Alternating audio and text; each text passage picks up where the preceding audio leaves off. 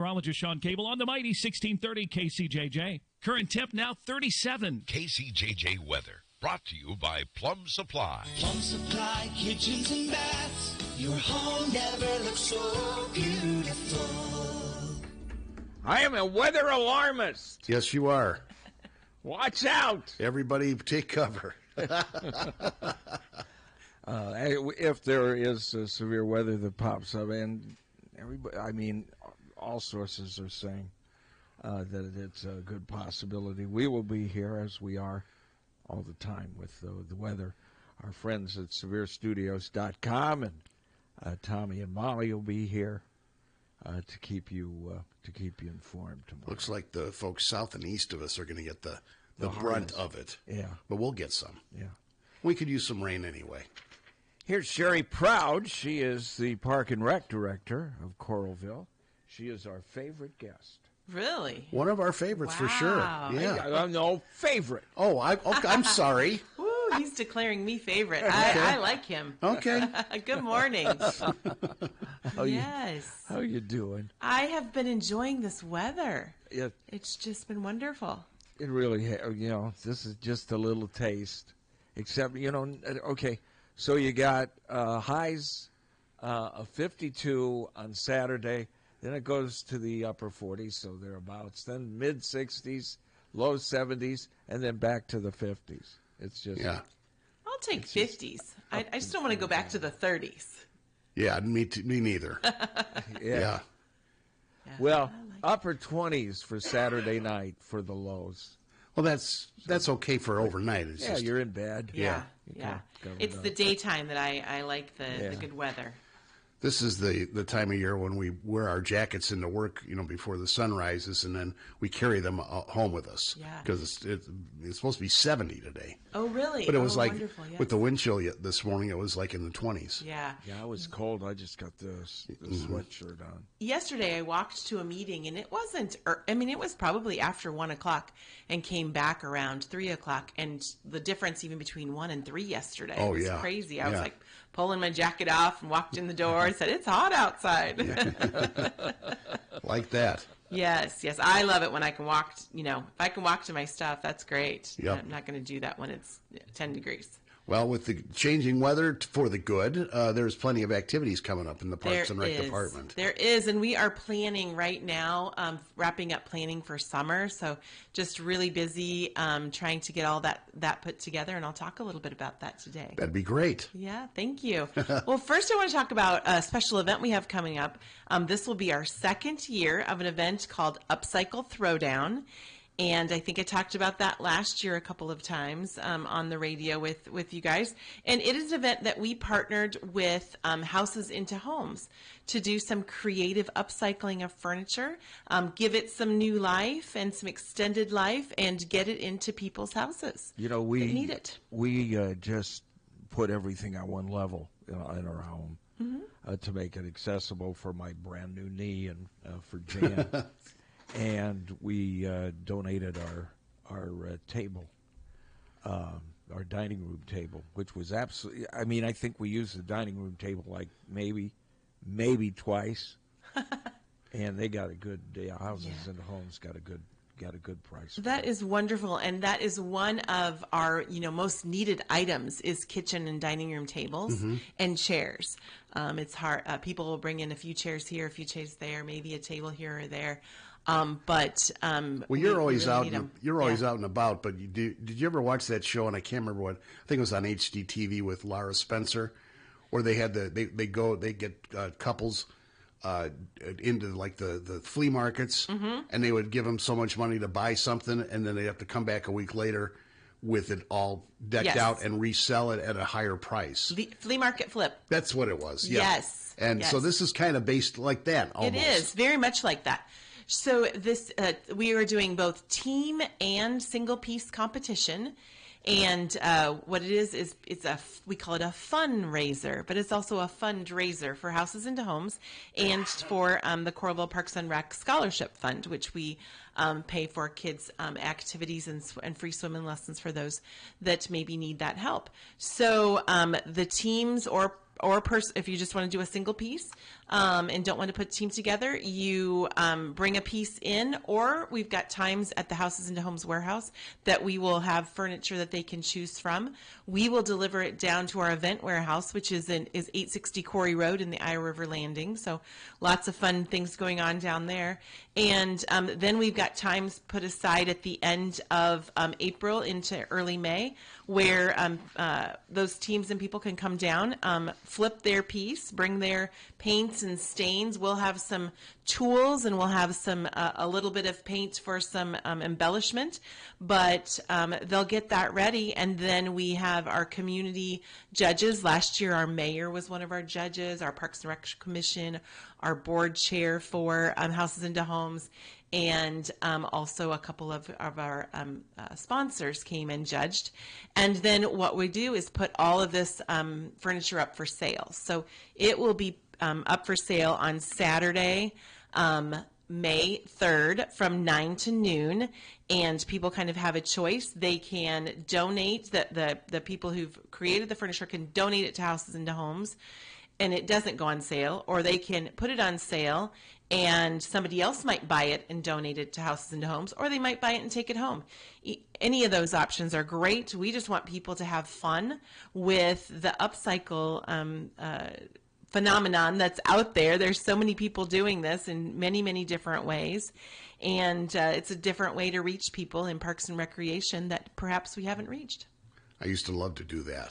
Yes. You'd get old furniture or something and restain it or repurpose it into something else. It was a lot. It's fun to do. Yes. It's a little work, but but the fumes sometimes. Well, that's the best part. My daughter and my sister and I participated last year, and we took, it was an interesting piece of furniture. It was a really old cabinet, opened up on the top to reveal some cubbies and some drawers, and then on the bottom had a drawer, and we repurposed it. We filled those cubbies with baskets for storage. We made the top so that you could put in a computer monitor, left a couple of the drawers in, but also could have a computer monitor. And then on the bottom we changed it to a pull-out, so you could have your keyboard. Oh, nice. And it turned out really fun. We learned a lot along the way. And those are the things that, you can do as simple as just some paint and stain to you can recreate something and really have, a new piece that's very functional for people. Yep. Yes. So that is coming up. Registration starts. Got it up on the website right now. It's already in registration in our ActiveNet.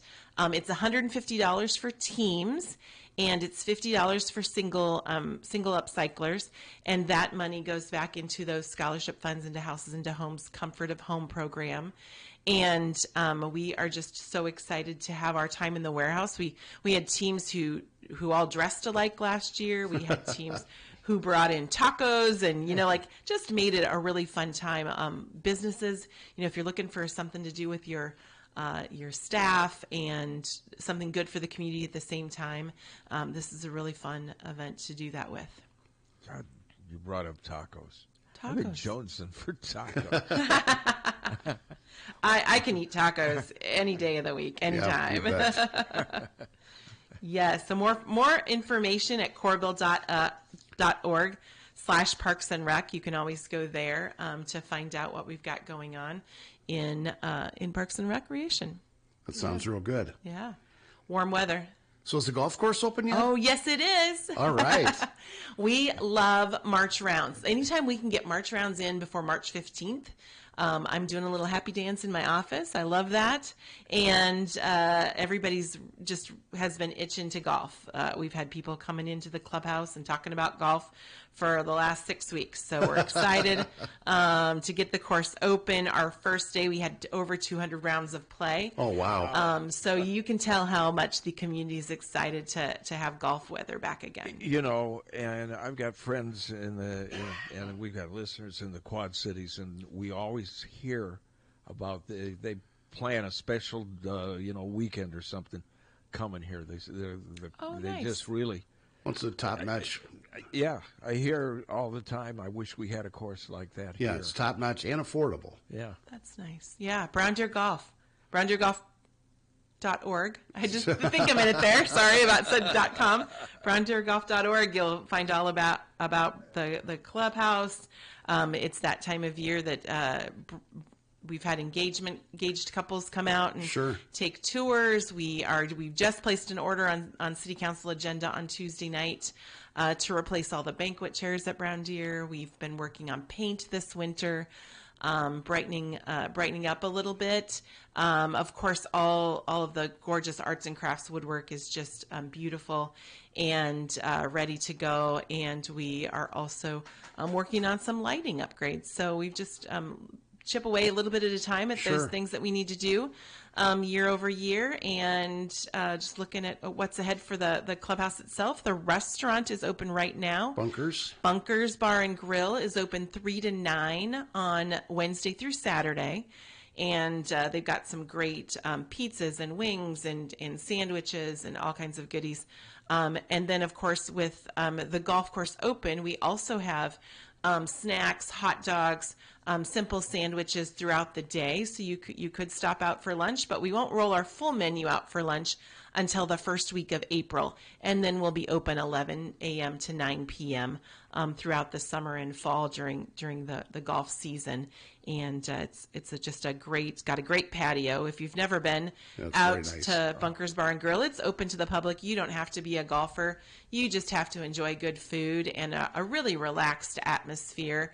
I like to go to Bunkers with my family because you can actually have great conversation without a lot of other clattering and a lot of loud music. We can sit outside, we can sit inside. It's just got lots of options. And of course, anytime I can look out over the water, that green grass, I'm pretty happy.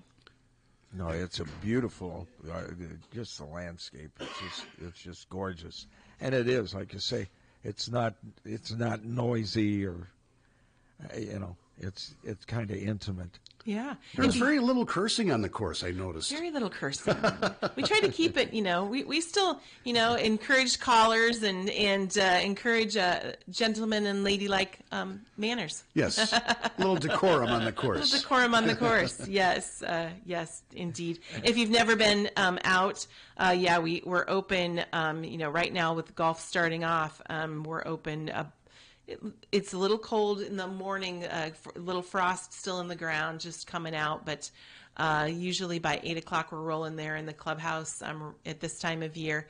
And we're in there until about 5 or 6. So if you just want to come out and take a look around, staff's out there. Bunkers is on the lower level. You come in the front door and go down on the elevator or the stairs, or you can take on either side of the clubhouse or walkways. So lots of ways to get there. Yeah, very cool place. Yes.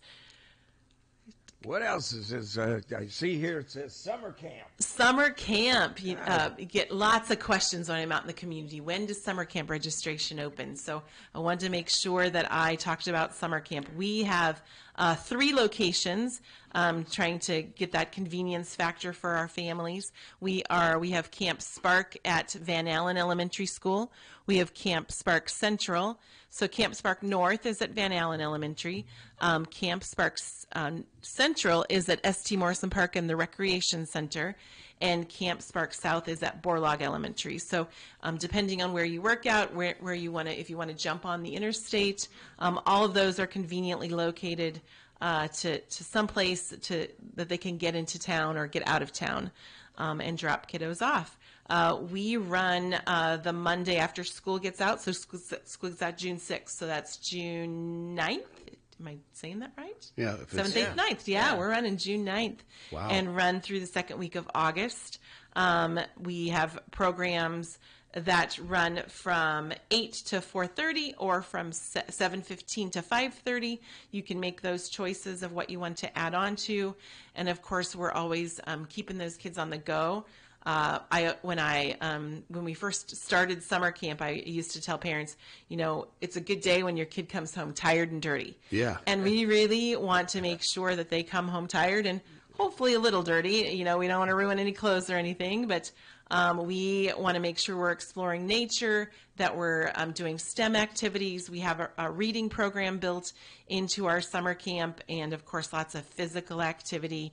That physical growth in the summertime is so important for those kiddos, and challenges, whether it's going swimming and trying out the slides, or climbing on a piece of playground equipment, or playing a game.